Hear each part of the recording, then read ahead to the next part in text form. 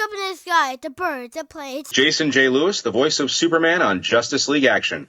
And you're listening to the Krypton Report.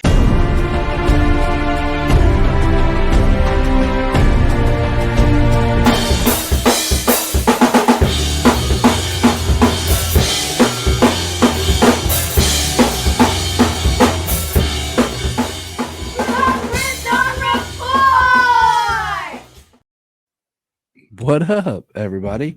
Welcome. It is I, Tyler, the Superman of Blue, the Man of Tomorrow. With me, James, drinking Guinness Cole, the Superman of Red, the Man of Steel. Howdy. What's up, Red? We come to you tonight as men in tights. I don't know. I'm tired, dude. Like I'm man in tights. We roam around the stores looking for fights. Hey. Oh, okay. So we're gonna kick off this episode today with a quick little story. I posted a video online. It's on our X. It's on our YouTube Shorts. So Solomon auditioned for a school play today, and he was told to not prepare a song today, which he was going to need a poem. And the poem that he chose to recite was the Green Lantern Oath. I watched that video. That was pretty great. So he told me that when we got in the car, we made a video, and then he recited it again. Love that kid. So it's a special one there. I know. But speaking of Green Lantern, we have our Jon Stewart. Aaron Pierce has been cast as Jon Stewart in HBO and DC's series. Yup. Dev M is now Jon Stewart. We're like, oh, we know that guy. He was on Krypton. When I saw him on the short list, I was like, I would definitely take that casting. Yep. And the horrible thing is people are arguing now that he's not dark enough. Like he's not black enough to be Jon Stewart. He's too light-skinned black to be Jon Stewart. I don't have much of I can't comment in that realm, except I'm just for like, people who wow. complain about anything. I'm just like, wow. All right. Yeah. So this next piece of news that we have here is that James Gunn announced Dynamic Duo. I'm overly excited to announce the newest DC Studio / Warner Brothers Pictures animation greenlit film for theaters, Dynamic Duo, the story of Robin, or should I say Robins, as in Dick Grayson and Jason Todd. The first feature film from the visionary Swaybox, a mixture of animation, puppetry, and CGI, and a script from the wonderful, talented Matt Aldridge, produced with our partnership as Matt Reeves 6th in Idaho. This is something special. So Dynamic Duo. And let's see, I got some more information. And I posted I shared on our social media like a behind the scenes from that Swaybox Animation Studios of like some of their work. Okay. It looks really interesting, like good. And I'm like, they're doing Dick Grayson and Jason Todd in animation is something, considering that we know that the Robin that we're supposed to get in Brave and the Bold is Damian. So, but it's interesting because will they be Red Hood and Nightwing? Like, would it be about them like as Robin's into Red Hood and Nightwing? Right. Are we going to get to see their origin story? And if so, then is Batman going to be there? Is that going to be the Batman of the DCU? Mm-hmm. But this is what's exciting. I mean, a couple of questions, but yeah. The man who's writing this previously wrote Coco for Pixar. Okay. Which is probably one of the best Pixar movies to come out in years. Like, I still cry every time I watch that blasted movie. It is a wonderful movie. For all the sequels and reboots that we've gotten with Disney stuff, like Coco is amazing. Mama Coco. It's about time. We always watch it every year, November 1st. Right there, that post-Halloween Deus de Morta time frame. So Nice. yeah, it's one of Stayla's favorites. And I don't know, it'd be hard to watch this year, but we'll probably do it. And then the last little tidbit I have is this. Superman and Lois star Tyler Hoechlin and showrunners Todd Helbing and Brett Fletcher say the upcoming series finale will honor the end of the Arrowverse. Don't know what that exactly means, but we will have some.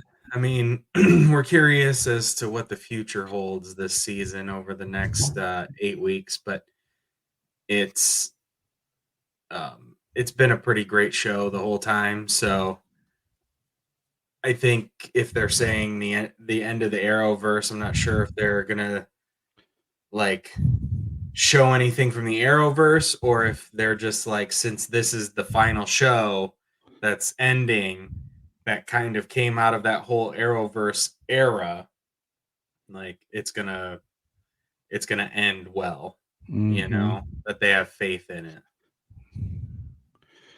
Yep. So either or, I'm not sure. Yeah, we'll see what that means. You know, we're still waiting for that big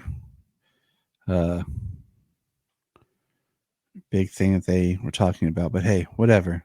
I don't know. The biggest thing I think they could do for the Arrowverse to say goodbye is have Jon Stewart, John Diggle show up with a ring. Yeah, that's not going to happen. I know. I'm just saying that's probably the biggest thing they could do to salute and pay off the entire Arrowverse. No, the biggest thing they'll do is it'll pan out and it'll be like someone in a pitch room saying, like, "This is my plan, CW." Like to build the CW execs and Warner Brothers exec. I'm like, nah. Every time I say that, I think of My Adventure with Superman and think of Lombard. We were like, nah. But all right, let's get into our comic reading. That's what we have today. We had some news, and then because we had to record some things out of order, we did not, because we are pausing on our watching of Superboy. So we did not have any Superboy because we had to change some things up. But what we do have is we are reading Superman, the New 52, Volume 2, Return to Glory, minus the last 2 issues. Right. Well, we had a long we had a lot to talk about this week. I mean, with the news, the 2 trades for Superman in action, and a movie and a TV show all coming out. So we got 2 episodes this week. One for movies and TV, and the other one on our comics. Yeah, because we didn't get to record last week, and then we didn't get to record last week, and then we had to shift around our recording dates because, like we talked about, I don't want to record like we usually record, spoilers, behind the scenes Sunday nights, and everything. But then it got to, or Friday nights or Sunday nights. But then I'm like, with Superman and Lois's release schedule, I don't want to be releasing an episode like Monday when the next episode is the next day. Yeah, people want to talk about what happened in the episode right after it comes out. So we're going to change up our recording. But here we go. Superman Return to Glory. This is a weird trade. It is a trade. And I'm just going to put this out there. This was probably some of the most confusing reading that we've done, because this is part of why we stopped with the 2 issues, because we're going to do the what do you call it? The Last Days of Superman thing all together. because this is like micro books. The first couple of issues is an arc. We're picking back up with our t-shirted Superman, and we see that he's like how he can't fly, so he's hitching rides on airplanes, and he found a hoarder route. What would you call it?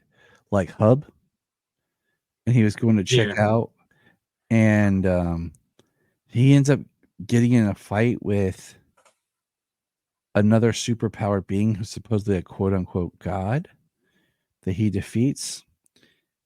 And then Yeah, so what he's doing here is he ends up fighting for a underground fight club called Myth Brawl. yeah, And it's literally gods telling their stories just for belief to exist.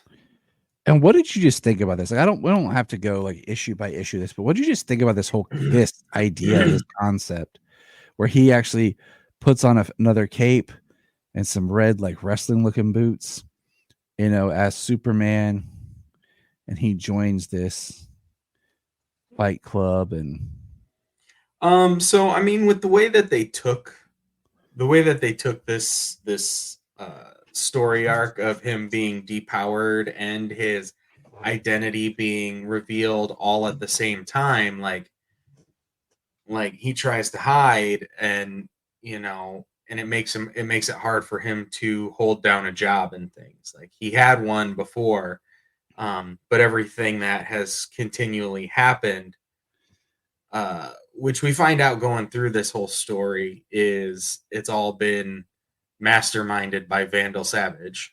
yeah, I mean, we can't really throw that out there. We gotta, because you got, but gotta this section, this story arc, like, it does talk about how he is depowered at this point, and he does have to eat and sleep and things like that. So when he's going through, like, he has to have money and things, so he starts to fight, and it actually aids in his investigation, because somebody he fought at the Hoarder led him to this place. And we see him with like my favorites when he has the money, and he's like, how many tacos can I get for this? Yeah. We have Jimmy Olsen, and we have Red and Blue, not you and me, but from our previous reading, they show up trying to investigate where he is, and Jimmy's kind of like ashamed of him, like, I can't believe you're doing this. And it leads to Jimmy getting hurt, and we think that Jimmy is dead. And what did you think about Jimmy? Like, he's in the hospital and everything. Like, did you think he was going to die? What did you think? Well, he checks his pulse, so he does discover that he's alive. But I mean, I was excited about where that would take Clark in his journey right now, because part of the reason that he left, you get to hear a lot of this from him, from his blue boxes, that he left partially to save people, like to get away from Jimmy and Lois and everybody and Perry, to keep them out of danger. And speaking of Jimmy in danger, Jimmy's in the hospital, and they go back, and Clark's trying to leave the arena, and then a whole group of the Horde people show up with Horde Root, and Clark fights, and it's Jimmy under the controls or whatever, like in the suit, being used and manipulated, and Right. yeah. Well, like trying to push him Yeah. push him over the Just edge, like- just like everyone else we've seen, where they'll pretend to be someone else. Now we find out, like you said, Vandal Savage is behind everything, and we have the story about that Jimmy, because Jimmy talks about being able to connect with, basically being connected to Horde Root. He has part of the memories, and it talks about a child of Vandal Savage who basically creates his own type of, like, it's like the same kind of idea. It's like his consciousness in a body type thing. It's it was a cadaver, and I've enhanced with nanotechnology. You're an experiment I'm using to figure out how to escape the confines of this, because he's in a wheelchair. So I am you, he says. No, you're not me. There can only be one me. You're only sort of me. So I am sort of you. And then he kills him, and basically then presents himself to Vandal Savage as Vandal's true child. Yeah, I mean, that was a wild story. Yep. And the story planted there comes back around later on too. So then we get kind of this, all right, let's tell you the story about a meteor that was coming, and we use a rocket to block the meteor and keep it from coming. And then we have how Vandal Savage's origin, and then we're back to modern day Metropolis with, Superman back at it. And it's Lana. He's with Lana and John.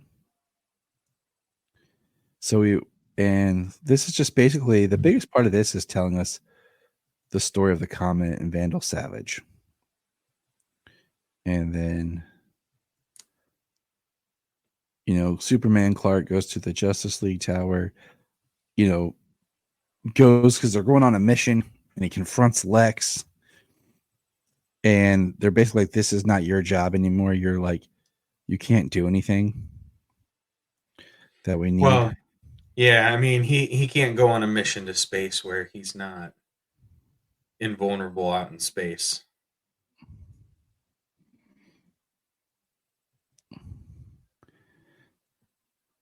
And so he just stays behind and does what little he can do. But then we get a giant, ugly ship that shows up, which is Vandal Savage and his children, which also has Frankenstein from Agents of S.H.I.E.L.D.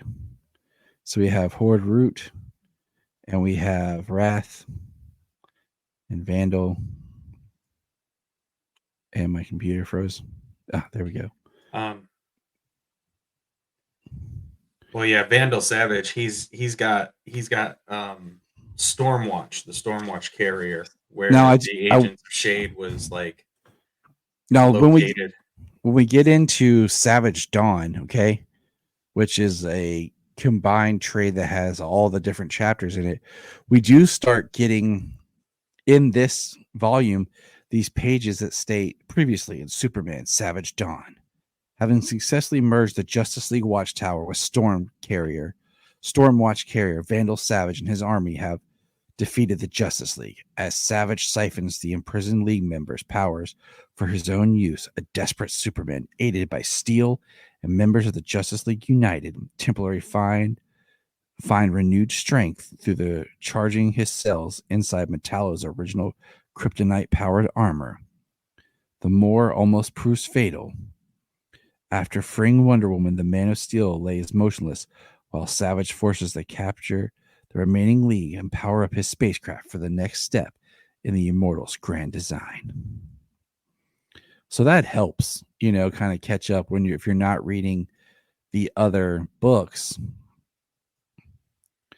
But at the same time, Right. Like it's I read those, but I only read the Superman in action trades that we were reading. I know, and that's why I got to a point where I was like, this is the stuff that was frustrating me. That's why I was like, I don't want to read the final issues because you're pulling in more titles in these trades that just doesn't work. But basically what happens is Superman has the idea to be exposed to kryptonite, and he has Steve Trevor open his giant kryptonite vault because the kryptonite will actually burn away and destroy the cells of his body that was poisoned by Savage that was causing him to be depowered. And we have this great shot of him basically laying in a bed of kryptonite. And basically it empowers him. Like, it sucks because like the chapters that we need are in the other books. Yeah. So the chapters that are missing, like not that I read them, but they reveal that he has his cells have been mutated while from being drained of their energy from the solar flares and from the energy absorbing robots that Hoarders got. Yeah. That they've been collecting his energy. So the mutation has made it so his cells won't recharge. And so the idea is that through kryptonite, he can use kryptonite to destroy those mutated cells and allow his good ones to start to recharge and come back, get his powers back. And you can tell like he has the kryptonite poison basically because he looks poisoned, like his skin and everything. You just see it. Mm-hmm. All the green veins and everything running through him. I mean, it's visually really interesting, but basically we have him now powered up. Metallo is there fighting Lois. He freed all the people that Savage had hostage, and everybody is just fighting. And then this is interesting because Metallo gets injured saving Lois, and he's in the battle where, like I said, they were all fighting together and Lois was on the field. And when Metallo, John Corbin, gets hurt, he gives Superman his kryptonite heart to power him back up to make him stronger to go get Vandal Savage. So, he sacrifices himself. It's a great shot, but then here we go. What sucks continues is we go back to previously in Superman Savage Dawn, and we're figuring out the House of Savage is basically pulling that meteor back to Earth. Because the next book we see Vandal Savage in space with Superman fighting him in his Superman costume, and they're back to battling each other. And wow, my page just reloaded on itself, said loading error. Well, they're battling out in space and closing in closer and closer to the meteor, and Vandal Savage is just like getting powered up. He's like Atomic Skull without the skull. Basically, yeah.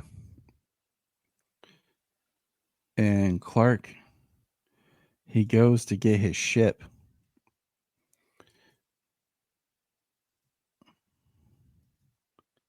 Well, he gets wrapped up by like the puzzler, and he's actually like seeing a simulation of what Krypton could be, and Vandal Savage being in charge and telling him that Krypton actually deflected the meteor that gave him his immortal life and all his powers and everything. Um, and then he shows him what it couldn't be like on Earth. And of course, there are he doesn't like the way it basically is, because of course, like, Clark is worried about everybody, and Vandal Savage is not worried. If you're weak and you die, then that's, that's it. Mm-hmm. So of course, Clark's not with that. He's not fighting, or he's not going to help. And so the meteor, like I said, is coming towards Earth. Clark flies out and stops the meteor and stops Savage's kids, because the meteor has powered up Savage's children, who Savage basically was using like bait to see if it would actually work, because he wanted to power himself up. Yeah, he's got descendants all over the world who share his bloodline. And that's what the whole House of Savage and Savage Dawn has been about, is him finding his children and seeing if it'll work. And that story is a little bit more in the action part that we'll pick up here in a minute. But the meteorite gets destroyed. Superman falls to Earth, sees Jimmy and Lois. Next thing is they're kind of like not back to normal, because, people still know that Clark is Superman. And they're sitting in a diner and he hears something, and Clark goes running out. And Lois is like, go be Clark. And Jimmy's like, go be Superman. Right. The last picture is him flying as Superman. I love how in the last couple of trades, they keep going back to the world's finest cafe on the corner of Siegel and Schuster. I know. I would go to that cafe. Absolutely. I just have to say, like, I did not enjoy this story like this. Like I just did not enjoy it being so choppy, because I didn't know what was going on. Not in this trade form. If we had read the Savage Dawn book, it would have been better, but didn't really realize it was crossing over like that. I mean, it's one thing that we've been talking about as well, and it became more of a thing as the New 52 went further on, where they don't do, sometimes where they are at different times doesn't matter in different books, whereas at this time, like, what they were all doing was the timeline crossed over with all of the books, ran through all of them. So that's where you have like those collected stories, like Superman Doomed that we did not too long ago, and like the Savage Dawn here.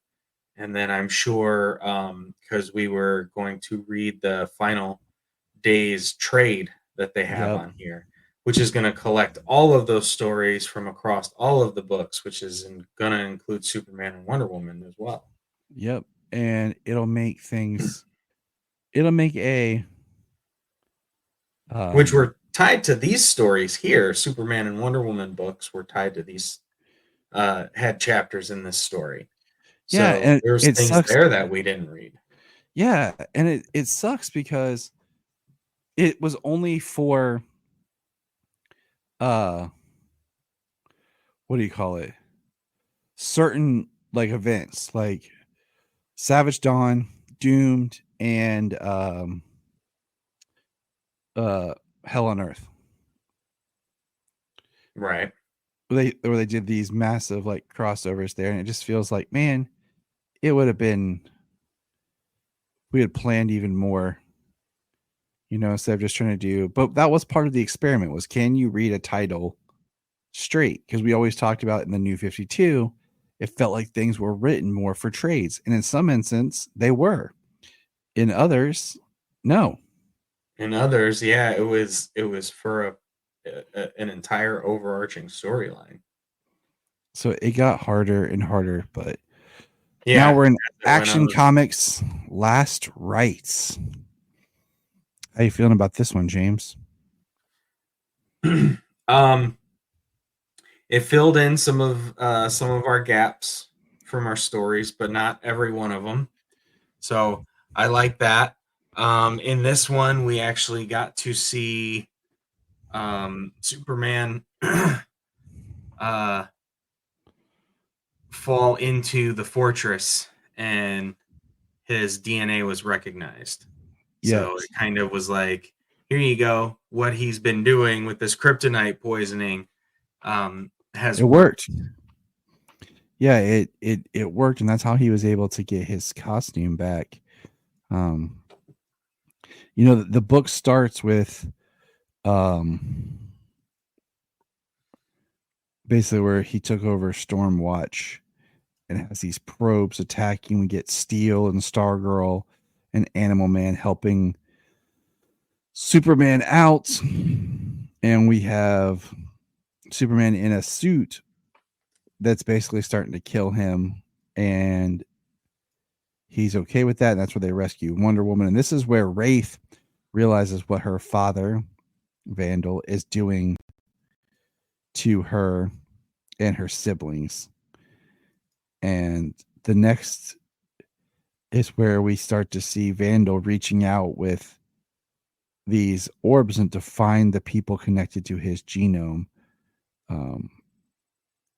And we have the first big, like after he's been in the bed of kryptonite, Superman flying, and it looks almost like electric energy coming off of him with the green. And I feel like this Superman right here with the short hair and the t-shirt, that's a McFarlane figure waiting to happen, right? Like, yeah, it's gotta be.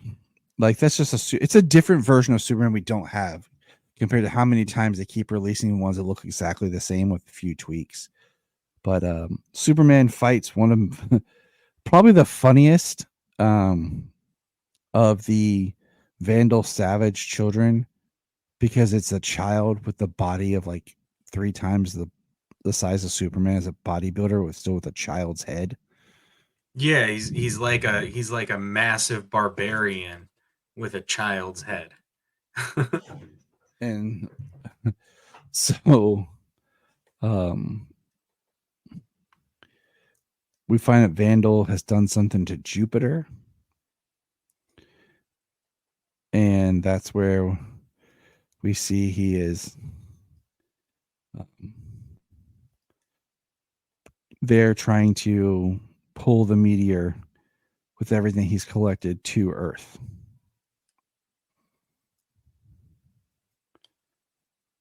And this is where we see Superman gathering his friends and his not just the Justice League, but we have Mr. Terrific, we have the super heavy Batman, we have Wonder Woman, we have the alien Prince Barca, you know, the Subterraneans are there. Baca. I knew I was close. Yeah, you are.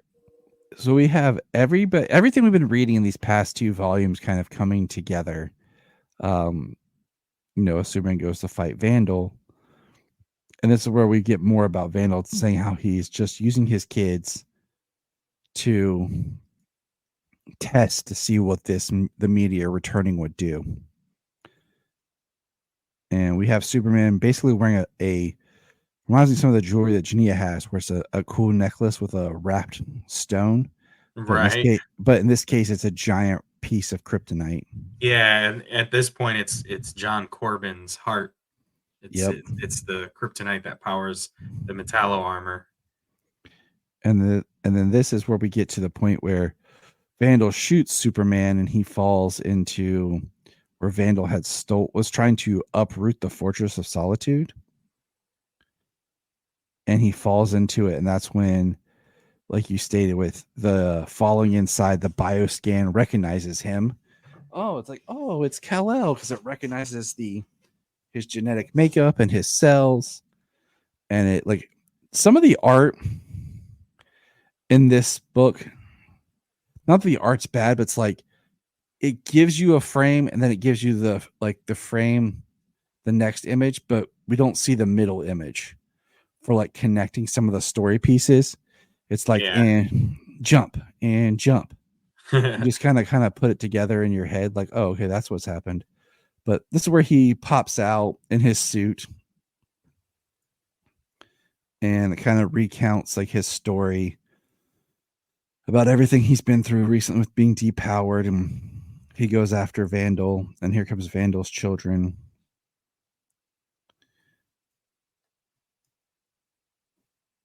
And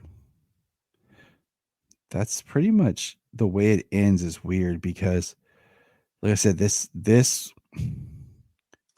it sucks because this story right here, where you see Vandal's kids flying to Superman, Wonder Woman, Batman, and Steel with Stargirl on the back,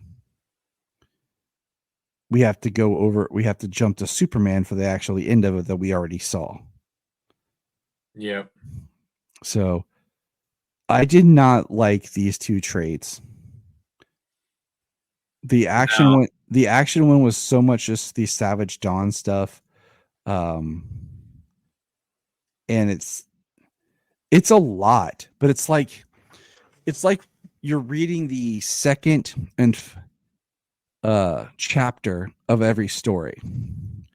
It's like you're reading the second and the fourth of a 6-issue arc or something, because you're getting just like the next step to something, but you don't see the beginning and you don't see the end. So it really just feels so much like fluff. Yeah. You're just like, it really is the most confusing book we've read. So when you go on to Savage Dawn, much in a similar way, like if you go to Doomed on there, you've got 324 pages for the full book, which each one, excluding the final issues, Superman was 200 pages. And this one, minus the final issues, was still just over 100 pages. But this one's 324, and it's got Collect Superman Annual number 3, Action Comics 48 through 50, Superman and Wonder Woman 25 through 27, and Superman 48 through 50. I mean, it was just... It's been a very interesting read. Right. Yeah, if you're going to read this, reading Savage Dawn as its own would have been the way to go. But that's it for comics for these. Yeah, that would be a better way to go. Like I said, I know I read through the Superman and Wonder Woman, which we're going to touch up on next. I don't know if I ever finished that title. I think I might have ended that story right as this second tier, or the depowered Superman's came about. I don't know if I finished reading.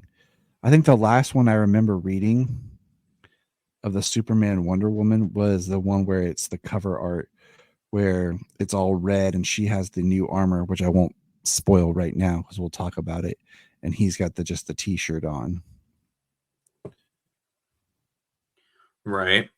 Because I kind of want to read Savage Dawn, but I read most of the issues. I only got to read the 3 Superman and Wonder Woman issues in there.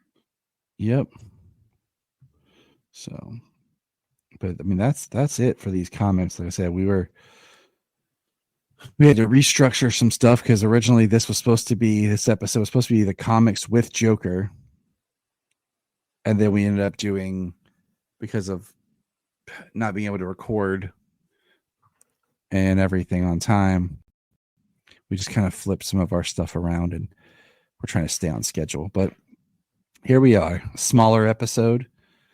We'll give out some quick plugs here. Check out our $1 Patreon for such great shows as the Gore Report, the Supernatural Report, the Report, which are the specials that we do about whatever. We'll be recording some of those hopefully soon.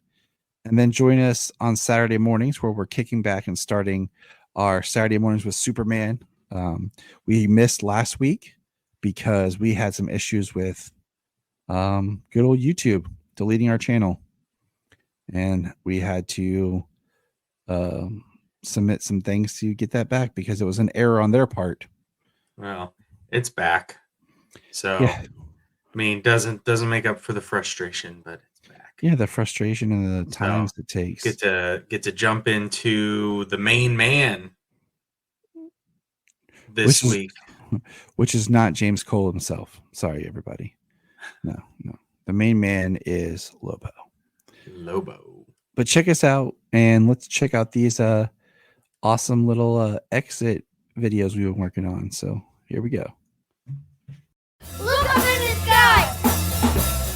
Thank you for joining us today on the Krypton Report. We ask you check out our social media. We have a YouTube where we do YouTube specials. You can check out our dollar Patreon, like we talked about, where we do specials. Check the QR code here. And don't forget to like and subscribe. Follow us on X and all other social media. And if you want to have a good time, keep listening to the Krypton Report.